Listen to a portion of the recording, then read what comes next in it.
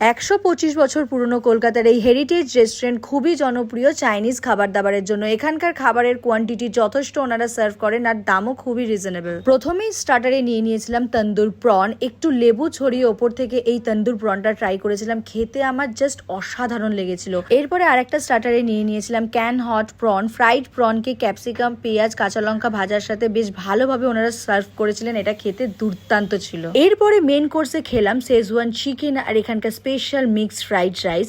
এই mixed fried রাইসে chicken, prawn, egg সবই ছিল আর এই শেজওয়ান চিকেনের সাথে ফ্রাইড রাইসটা জাস্ট জমে গিয়েছিল। স্পেশালি এখানকার এই শেজওয়ান চিকেনটা খেতে আমার ভীষণ ভালো লেগেছিল, ভীষণই চিকেনটা সফট ছিল, ফ্লেভারফুল ছিল, এক কথায় এটা অসাধারণ। সব শেষে এখান থেকে নিয়ে নিয়েছিলাম এখানকার স্পেশাল মিক্স হাক্কা নুডলস, আর এই নুডলসের মধ্যে প্রচুর পরিমাণে চিকেন, প্রন আর এগ ছিল। খেতে এই নুডলসটা আমার দুর্দান্ত লেগেছে, ভীষণই ভালো লেগেছে। সবচেয়ে বড় কথা, এখানে প্রতিটা খাবারের কোয়ান্টিটি কিন্তু ওনারা যথেষ্ট সার্ভ করছেন। আমরা যে পরিমাণ খাবার নিয়েছিলাম ওটা কিন্তু 4 জনের।